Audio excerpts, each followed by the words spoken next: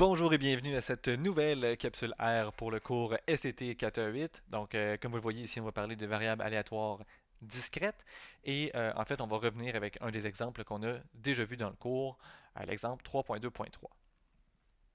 Donc, si on ne se souvient pas exactement qu'est-ce que c'est, 3.2.3, on s'intéresse au nombre de demandes qui sont traitées par un certain service de soutien informatique et on nous avait donné donc des informations qui correspondent au tableau qu'on a ici. Donc, X, ça va correspondre au nombre de demandes traitées au cours d'une journée. Ça va de 1 jusqu'à 6 et on a la probabilité qui est associée à chacun de ces, euh, chacune de ces modalités-là finalement. Donc, 5% pour une demande, 10% pour deux demandes, 10% pour trois demandes, etc. Qu'est-ce qu'on nous demande? Ben, on nous demande dans un premier temps d'aller vérifier que c'est vraiment une loi de probabilité, donc que c'est bien défini. Et par la suite, ben, on veut aller calculer différentes probabilités et on va essayer de voir comment est-ce qu'on peut arriver à faire ça via R. Et ben, l'idée, ça va être d'aller utiliser une certaine librairie particulière, donc Discrete RV, discrete pour discrète, et RV pour random variable, donc pour variable aléatoire. On ne va pas passer au travers de toutes les choses qui sont possibles de faire avec cette librairie-là. Au besoin, si vous voulez explorer un peu plus, vous pourrez toujours aller voir la documentation. Je vous ai mis le lien juste ici.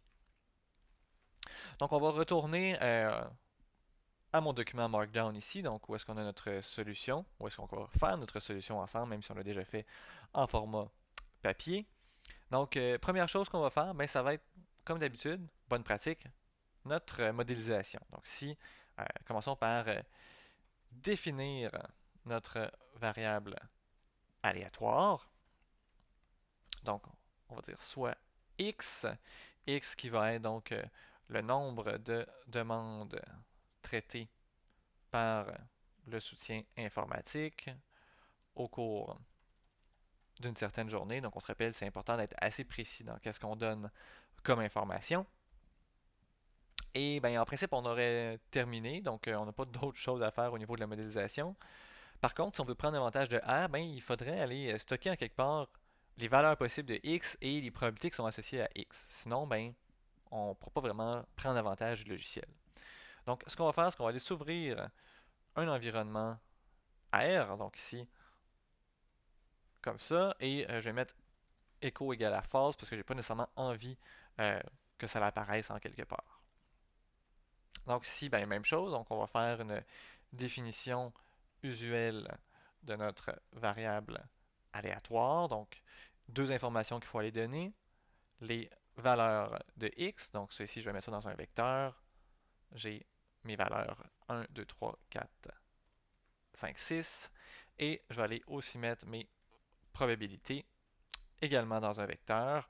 Et là, mais ça va être les mêmes pourcentages qu'on avait tantôt. Donc, 5%, 10%, 10%, 15%, 20% et 40%. Donc ça, c'est ce qu'on fait normalement. On vient vraiment dire toutes les valeurs, qu'est-ce que c'est, toutes les probabilités, qu'est-ce que c'est. Mais là, on ne prend pas vraiment avantage de la librairie que je nous ai fait loader. Donc la librairie, elle a une certaine fonction ici, RV, que vous pourriez consulter dans la boîte d'aide au besoin. Mais RV, ce que ça fait, c'est que ça va aller créer une variable aléatoire ou une random variable qu'on va pouvoir utiliser ensuite pour faire les manipulations, les calculs via R et de manière, je vous dirais, là, plutôt simple.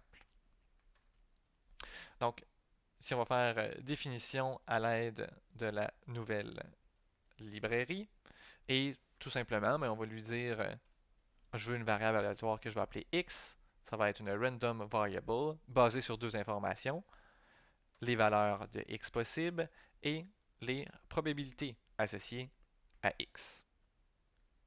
Avec ça, ben, je peux aller rouler ça, voir de quoi est-ce que ça a l'air.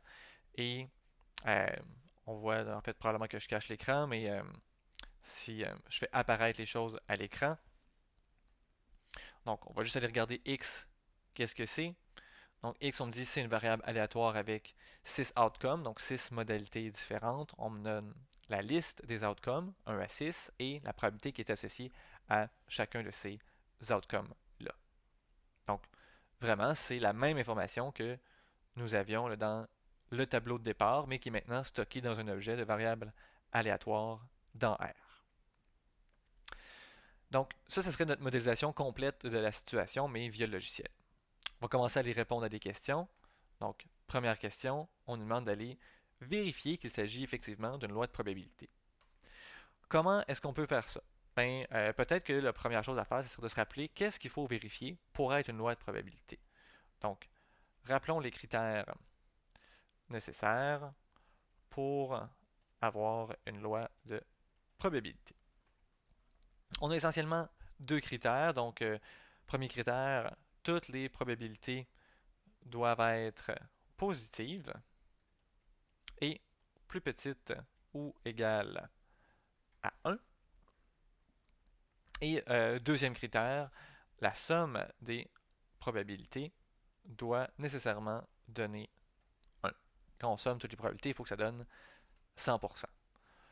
Comment est-ce qu'on va aller faire ça? Donc, on va retourner dans notre environnement R. Donc, faisons la vérification du premier critère. Et là, c'est plus ou moins intéressant, mais essentiellement, il y a une fonction qui vous permet d'aller vérifier les probabilités. C'est la fonction probs pour probabilité. On veut regarder les probs associés à x. Et là, ben, ça nous sort l'information. Donc, c'est la même information qu'on avait tantôt, mais vous avez votre vecteur des probabilités qui apparaît ici. Tous les éléments sont positifs et sont tous plus petits ou égales à 1. Donc, premier critère qui est vérifié sans problème. Si on veut faire la vérification du deuxième critère, ben c'est clair qu'on peut aller sommer le tout dans notre tête. C'est peut-être pas une bonne manière de faire si jamais on a 100 modalités possibles. Donc, ce qu'on va faire, ben on veut la somme des probabilités. On va exactement demander ça. Je voudrais aller vérifier c'est quoi la somme de mes probabilités pour ma variable aléatoire x.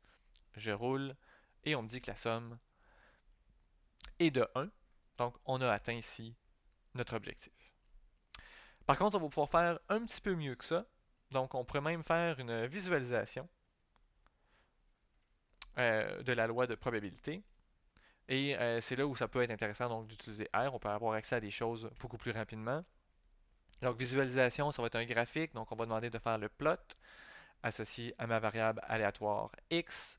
Et vous voyez ici, là, on me sort un graphique comme ça, où on voit toutes les modalités et on voit la probabilité en verticale là, associée à chacune de ces valeurs-là. Donc, c'est peut-être une meilleure illustration un peu de à quoi est-ce que ça correspond notre variable aléatoire. Et des fois, d'avoir un petit peu de graphique, ben, ça aide les gens à mieux comprendre qu'est-ce qui se passe. Donc, c'est pas quelque chose qu'on avait fait auparavant, parce que c'était peut-être un peu long de faire quelque chose qui est bien fait rapidement, mais ici, via R, ça se fait de manière très très rapide. Donc ça serait une bonne réponse très très complète qui nous permet d'aller répondre à est-ce que oui ou non c'est une loi de probabilité. Pour les questions qui restent, donc on a B, C, D. C'est trois questions qui sont des calculs de probabilité. Donc on va pouvoir les faire là, pas mal back à back, une à la suite de l'autre. Donc voyons voir. Pour la question B, on nous demande calculer la probabilité que pour une journée donnée, plus de 4 demandes soient traitées. Première chose à faire, c'est d'aller déduire donc qu'est-ce qu'on cherche ici en termes d'écriture probabiliste. Donc ici, on cherche, donc je passe en mode cache, en mode mathématique pour écrire mes choses comme il faut. Donc moi, je cherche la probabilité pour que x soit plus grand que 4 et je dois aller faire du calcul. Donc je vais aller ouvrir localement mon environnement R, comme ça ici, donc toujours avec les petits accents de grave pour dire qu'on va aller faire du calcul, R pour dire qu'on utilise R. Et bon, comment est-ce qu'on va faire pour faire calculer des probabilités via notre objet de variable aléatoire? Ben, c'est relativement intuitif. On va demander de calculer la probabilité que x soit plus grand que 4. Donc, c'est littéralement la même écriture qu'on prend dans notre cours. C'est aussi une autre des raisons pourquoi que, je suis un peu exigeant avec cette écriture-là. C'est parce que c'est important de bien écrire les choses, pas juste aller faire les calculs rapidement, au cas qu'on ait besoin justement là, de transposer les choses dans un langage comme ça. On va aller donc regarder notre document, de quoi est-ce qu'il y a l'air maintenant. Donc on a notre solution, on a notre joli graphique de tantôt, et vous voyez ici donc calcul la probabilité, probabilité que x soit plus grand que 4, qui est égal à 0.6. Si vous vérifiez dans vos notes de cours, c'est la même chose qu'on a trouvé aussi à la main. Donc visiblement, la commande semble fonctionner. On va retourner ici, donc notre prochaine question, la question C, quand même assez semblable. Calculer la probabilité que pour une journée donnée, ici ce soit au plus 4 demandes qui soient traitées. Encore une fois, ici, qu'est-ce qu'on cherche? Bien, on cherche la probabilité que x soit plus petit ou égal à 4. Donc, on a la commande lec pour lower or equal to. X plus petit ou égal à 4. Et on va aller voir donc du côté de R comment est-ce qu'on peut s'en sortir. Ben, ça va être un petit peu plus simple même. On va demander tout simplement la probabilité que X soit plus petit ou égal. Donc, ici j'ai mon symbole plus petit ou égal, ça va être genre de flèche, mais c'est juste les deux symboles qui sont un à côté de l'autre. Plus petit ou égal à 4. Donc, encore une fois, je vais aller regarder mon document pour savoir si tout fonctionne bien. Et vous voyez en bas ici, donc on cherche probabilité que x soit plus petit ou égal à 4. C'est égal à 0.4. Ça semble fonctionner parce que les deux événements qu'on a ici sont opposés un de l'autre. Donc il y en a un qui est le complément. Et quand on somme les probabilités, ben, ça nous donne 1. Ce qui est la règle qu'on avait vue dans le cours. Donc, visiblement, les commandes semblent fonctionner. Je reviens donc à la question D ici, donc un peu plus complexe. C'est quoi la probabilité que pour une journée donnée, plus de 4 demandes aient été traitées s'il y a eu au moins 2 demandes de traitées? Donc vous voyez là, l'information qui est ici, s'il y a eu au moins 2 demandes traitées, j'aurais pu retirer ça. Si je retire ça, ben, ça devient exactement la question B. Donc ça veut dire que ce que j'ai mis ici en étoilé, c'est de l'information donnée, c'est une information supplémentaire et donc on a affaire à une probabilité conditionnelle. Ça va être un petit peu plus compliqué d'aller travailler les probabilités conditionnelles, mais on va être quand même capable de s'en sortir sans trop de difficultés. Donc si, qu'est-ce qu'on cherche? Et là, on va prendre un environnement de calcul pour que ce soit clean un peu là, notre démarche. Donc, je vais aller aligner mes éléments. Donc, on se rappelle, ici, c'est l'écriture qui est semblable à LaTeX, si jamais vous connaissez ça. Donc, qu'est-ce qu'on cherche? On cherche la probabilité que x soit plus grand que 4, donc plus de 4 demandes, sachant que il y a eu au moins 2 demandes de traité. Donc, sachant que x est plus grand ou égal, donc greater or equal to 2. Qu'est-ce que je peux faire avec ça? Ben, il faut passer par notre formule de probabilité conditionnelle, on n'a pas vraiment le choix. Donc, en utilisant la formule, ça nous donne une fraction. Donc, en haut, qu'est-ce que j'ai? Je vais avoir la probabilité que x soit plus grand que 4, intersection, donc ici c'est la commande wedge, intersection x qui soit plus grand ou égal à 2. Je divise tout ça par la probabilité que x soit plus grand ou égal à 2. Comment est-ce que je vais arriver à faire ça? Ben, en fait, c'est relativement simple, c'est pas trop compliqué. Donc, si on vérifie la chose, on va le faire encore une fois à la forme d'une fraction. Ça va être un petit peu plus long, mais ça va être un petit peu plus clair aussi. Donc, pour ma fraction du haut, en fait, je peux aller simplifier ça. Donc, être plus grand que 4 ou être plus grand ou égal à 2, ben, ça revient à dire tout simplement qu'on est plus grand que 4. Et en bas, ben, ça reste probabilité que x soit plus grand ou égal à 2. Je garde encore ça sous forme de fraction. Et là, je vais aller travailler avec R. Donc, ça ici, probabilité que x soit plus grand que 4, ben, on a déjà vu comment aller le calculer. On prend la même écriture. Et probabilité pour que x soit plus grand ou égal à 2 aussi, on a vu comment le faire. Donc, x plus grand ou égal à 2, comme ça. Et on va aller donc tout remettre ça ensemble, juste pour que ça nous donne une bonne réponse. Donc, on fait le tout, mais une seule fois dans R. Donc, probabilité que x soit plus grand que 4, divisé par probabilité que x soit plus grand ou égal à 2. Et on va aller valider, donc, qu'est-ce que tout ça nous donne. Et en bas ici, donc, on voit les détails du calcul. Donc, on a utilisé la formule, on a simplifié, on passe aux valeurs et on a obtenu quelque chose qui est un peu plus que 63%. Ce qu'on avait aussi trouvé dans notre cours. Et là, ben, c'est pas tous les cas qui vont se simplifier comme ça. Donc, si on a été chanceux, on se ramasse avec des probabilités qui sont relativement simples. Mais si on n'a pas des probabilités simples, est-ce qu'on peut encore s'en sortir? La réponse va être oui. Donc, j'ai triché un petit peu ici. Je me suis préparé une question bonus.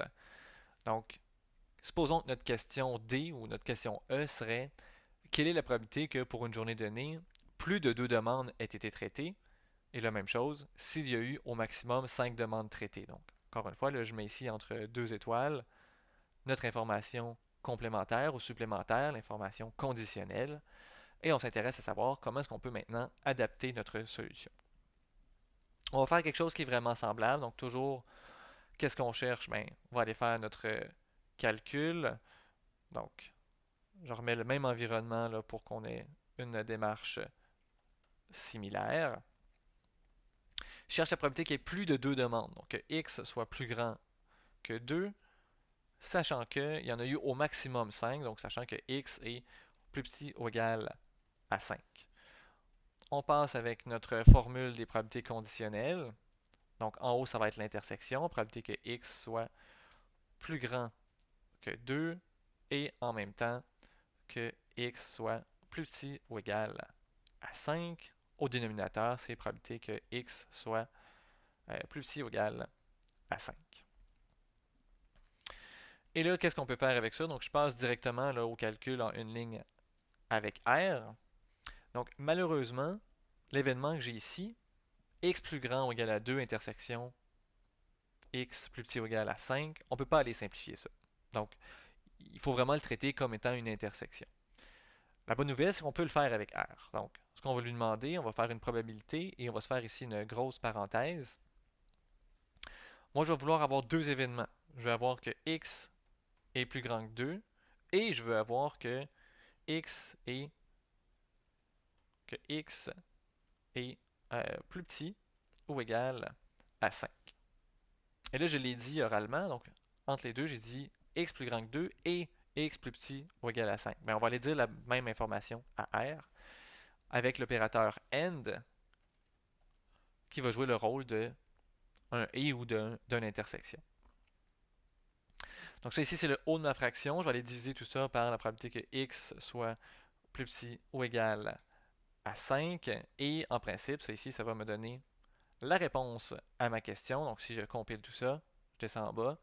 Effectivement, donc l'intersection que j'ai ici a été calculée implicitement dans mon calcul et ça me donne 75%. Donc, on va avoir manière de s'en sortir, même si on a des choses un peu plus compliquées, en utilisant donc des opérateurs comme pourcentage AND ou pourcentage OR pour l'union ou pour l'intersection. Donc voilà, ça fait le tour de notre première introduction à ce package-là pour les variables aléatoires discrètes.